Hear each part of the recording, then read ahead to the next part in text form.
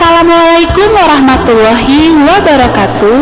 Halo semuanya, selamat datang di video pembelajaran pendidikan inklusi tentang tunagrahita.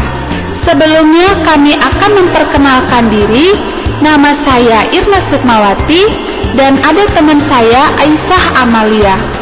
Kami dari kelompok 9 semester 7 kelas F Prodi Pendidikan Guru Sekolah Dasar Mahasiswa Universitas Muhammadiyah Tangerang. Baik, untuk materi pertama akan dijelaskan oleh saya Irna Sukmawati. Pengertian anak tunagrahita.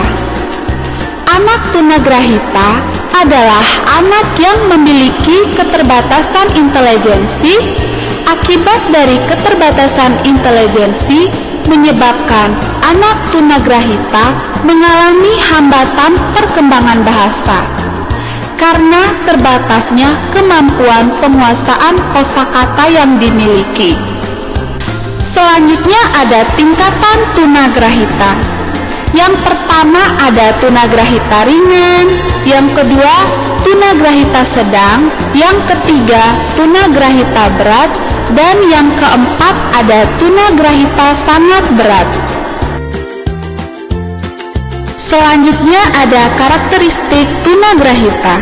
Yang pertama, tunagrahita ringan memiliki fisik seperti anak normal umumnya, miskin perbendaharaan kata, kesulitan dalam bidang akademik, sulit berpikir abstrak, dan lainnya.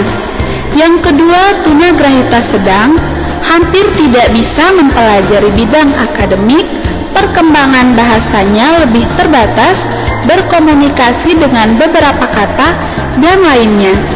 Yang ketiga, ada tunagrahita berat, sepanjang hidupnya selalu bergantung pada pertolongan orang lain, mereka tidak dapat membedakan bahaya atau tidak, kurang dapat bercakap-cakap, dan lainnya. Dan yang terakhir ada tunagrahita sangat berat, memiliki karakteristik yang sama dengan tunagrahita berat. Selanjutnya, karakteristik atau ciri-ciri pada masa perkembangan. Yang pertama, pada masa bayi, ciri-ciri bayi tunagrahita yaitu tampak mengantuk saja, apatis, tidak pernah sadar, jarang menangis, terlambat duduk, bicara, dan berjalan. Yang kedua, pada masa kanak-kanak, anak tunagrahita sedang lebih mudah dikenal daripada tunagrahita ringan. Oleh karena tunagrahita sedang mulai memperlihatkan ciri-ciri klinis seperti mongoloid, kepala besar, dan kepala kecil. Yang ketiga, pada masa sekolah. Masa ini merupakan masa yang penting diperhatikan karena biasanya anak tunagrahita langsung masuk sekolah dan ada di kelas-kelas SD biasa. Yang keempat, ada masa puber. Perubahan yang dimiliki remaja tunagrahita sama halnya dengan remaja biasa. Pertumbuhan fisik berkembang normal, tetapi perkembangan berpikir dan kepribadian berada di bawah usianya.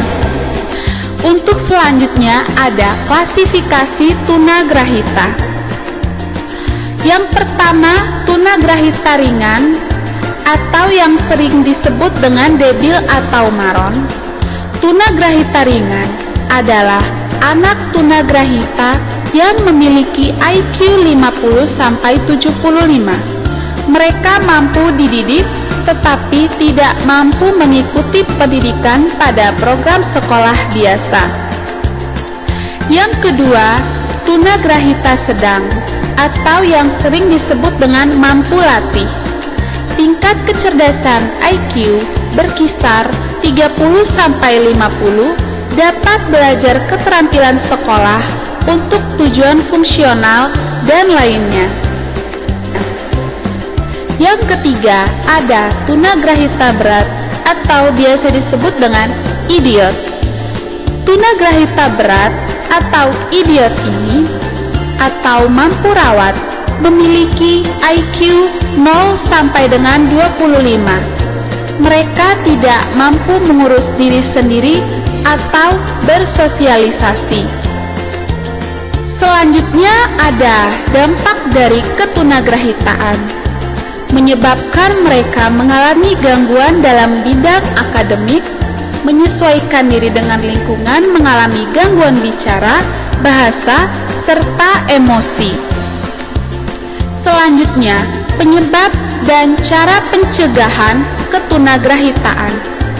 Penyebab ketunagrahitaan ada faktor keturunan, gangguan metabolisme dan gizi, infeksi dan keracunan, trauma dan zat radioaktif, masalah pada kelahiran, dan faktor lingkungan. Selanjutnya, cara pencegahan ketunagrahitaan.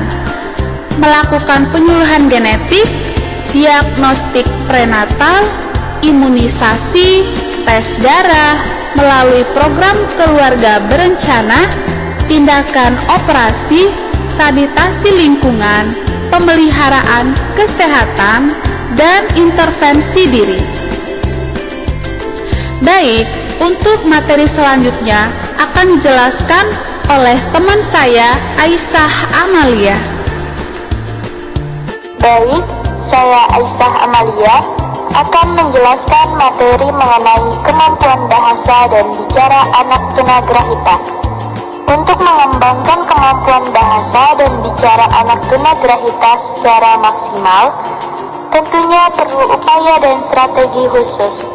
Satu hal yang perlu dipahami bagi guru, langkah pertama sebelum mengajarkan hal-hal yang lebih besar, hal sederhana yang dapat diajarkan salah satu contoh yaitu menyebutkan namanya. Tujuannya, di samping anak tunagrahita suka menyebutkan namanya, juga dapat menambah motivasi belajar.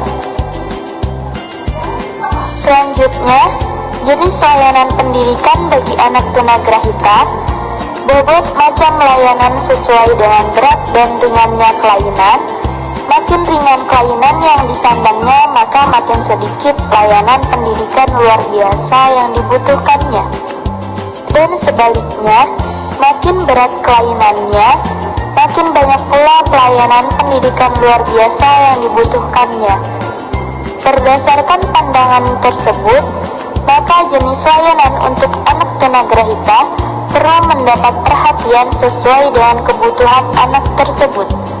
Perkembangan ilmu pengetahuan dan teknologi, serta orang tua dan masyarakat. Selanjutnya yaitu strategi dan media pembelajaran bagi anak tunagrahita. Strategi yang dapat digunakan dalam mengajar anak tunagrahita terbagi menjadi 3 macam. Yang pertama, strategi pengajaran yang diindividualisasikan. Yang kedua, strategi kooperatif. Yang ketiga, strategi modifikasi tingkah laku. Baik, materi selanjutnya yaitu media pembelajaran yang digunakan pada pendidikan anak tunagrahita. Alat-alat khusus yang ada di antaranya adalah alat latihan kematangan motorik berupa foam-board dan puzzle, latihan kematangan indera seperti latihan perabaan dan penciuman, alat latihan untuk mengurus diri sendiri seperti latihan memasang kancing dan memasang resleting, alat latihan konsentrasi seperti papan keseimbangan, alat latihan membaca, berhitung, dan lain-lain. Evaluasi pembelajaran bagi anak tunagrahita. Evaluasi belajar pada anak tunagrahita membutuhkan rumusan ketentuan-ketentuan, mengingat berat dan ringannya ketunagrahitaan. Memang, pada dasarnya tujuan evaluasi adalah sama dengan evaluasi pada pendidikan anak biasa, yakni untuk mengetahui kemampuan dan ketidakmampuan anak, sehingga dapat menentukan tindakan selanjutnya. Oke, kesimpulan yang dapat kami ambil dari materi tentang tunagrahita, yaitu pada umumnya anak berkebutuhan khusus ini biasa disebut anak tunagrahita. Anak tunagrahita adalah anak yang mengalami hambatan dalam perkembangan mental dan intelektual, sehingga juga berdampak pada perkembangan kognitif dan perilakunya, seperti tidak mampu memusatkan pikiran, emosi tidak stabil, suka menyendiri, dan pendiam. Gangguan mental anak tunagrahita ini disebabkan karena tingkat kecerdasannya yang rendah, juga memiliki kekurangan dalam beradaptasi dengan lingkungannya.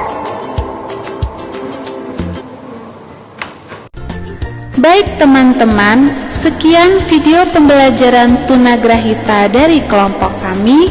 Lebih dan kurangnya mohon dimaafkan. Kami pamit. Wassalamualaikum warahmatullahi wabarakatuh. Bye.